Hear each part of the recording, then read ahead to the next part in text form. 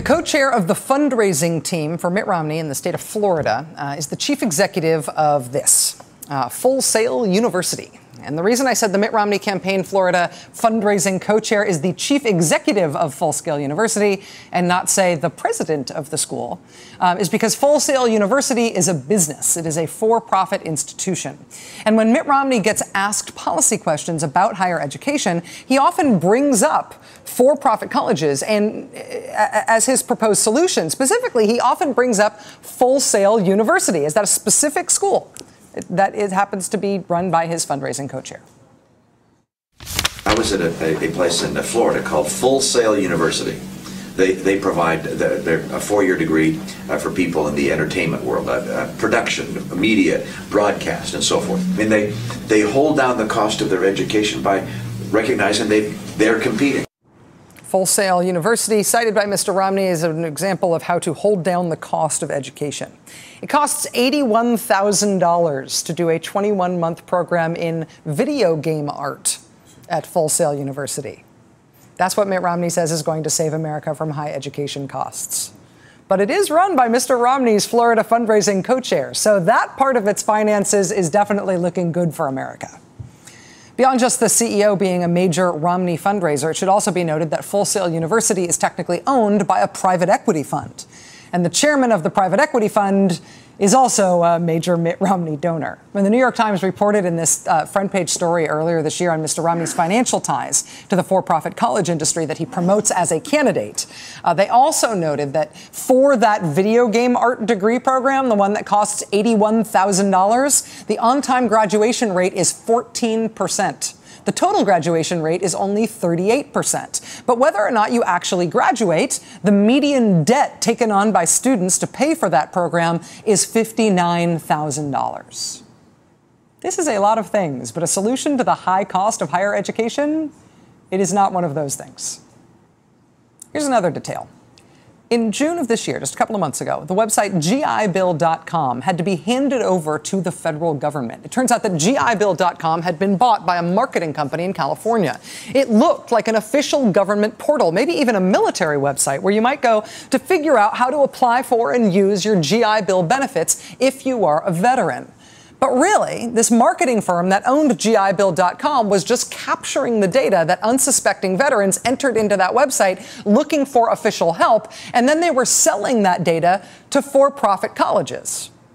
The marketing company settled in an agreement with multiple states. They paid a multi-million-dollar fine, and they agreed to hand over the website. So now when you go to GIBill.com, it kicks you over eventually to the real VA website about your real benefits, which should not result in a million high-pressure tactic phone calls from for-profit universities trying to get you to use up all your benefits, paying for something like an $81,000 video game art program that has a 14% graduation rate.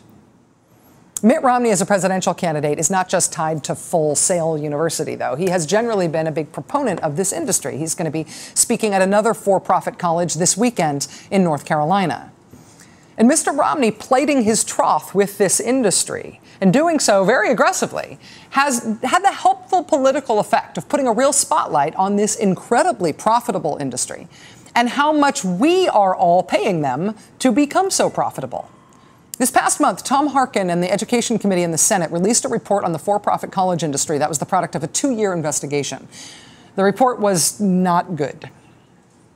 For-profit colleges charge exorbitant tuition and often provide an inferior education while experiencing sky-high dropout rates.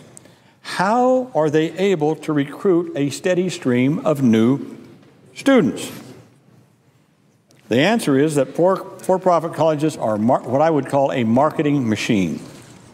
Whether or not you graduate, whether or not your degree is worth anything in terms of getting you a job, perhaps in the video game art field, whether or not you are able to ever repay the loans that you took out to be able to pay for these expensive programs, the business model of the for-profit school industry is to market to you aggressively, to get you to sign up, to then get you to take out loans to pay your tuition to the school, and then to cash those loan checks. They get paid, and you owe the money to whoever gave you the loan.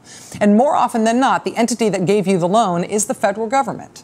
In the 2009 school year, for-profit schools got paid $32 billion in federal money. 1 out of every $4 the Education Department put out in student aid went to a for-profit school.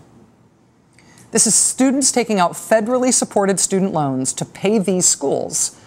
The reason we do that is because there's supposed to be a national public interest in helping Americans get a valuable college education. But the more loans a student can take out, the more money these students can potentially soak out of them. The more eligible you are as a student for loans, the more beautiful you are as a marketing target for these schools. And so if you are a post-9/11 veteran eligible for the post-9/11 GI Bill, for these schools, you are a very, very beautiful target indeed. Quote, since the post-9/11 GI Bill took effect almost exactly 3 years ago right now, 8 of the 10 colleges collecting the most money from the new GI Bill, 8 of the 10 have been for-profit schools. As taxpayers, we are paying for veterans' higher education. That's what the GI Bill means. We have a national interest in doing that. And these for-profit schools are marketing aggressively to veterans so that our federal taxpayer money is going to them, to the for-profit schools. It's $4,600 to pay for a veteran to go to public school. It's more than $10,000 for that same veteran to go to a for-profit school.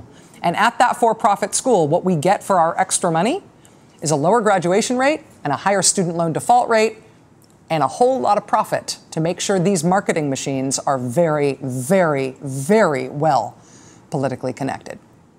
Joining us now is Tom Tarantino. He's the Chief Policy Officer for Iraq and Afghanistan Veterans of America, which, full disclosure, is a nonpartisan organization that I personally support. Mr. Tarantino is an Iraq War vet who served 10 years in the U.S. Army. Tom, thank you very much for being here. I really appreciate your time. Thanks for having me, Rachel. Is it your experience as a veteran and working with vets at IAVA that post-9/11 veterans are specifically being targeted by for-profit schools? They're absolutely being targeted by for-profit schools, and this is largely because of regulatory loopholes that were created before the GI Bill actually existed that classify the GI Bill as private funding.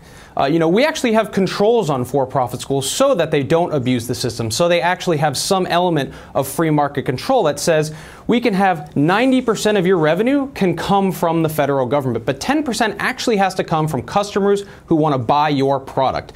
In terms of business, it's kind of the best deal going.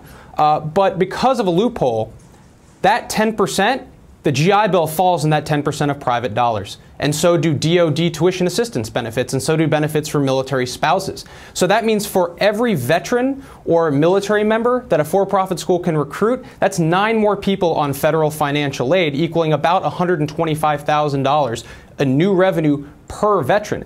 That is a huge incentive to line their pockets with benefits instead of providing the service that they're supposed to be providing. In terms of the service that they are providing, though, I mean, the rejoinder from these schools is that veterans are signing up in hugely disproportionate numbers for for-profit schools because it is a good deal, because it's a good way to get an education, because it meets the needs of military families and the constraints imposed by being a veteran or by being in the military. What about that argument from them?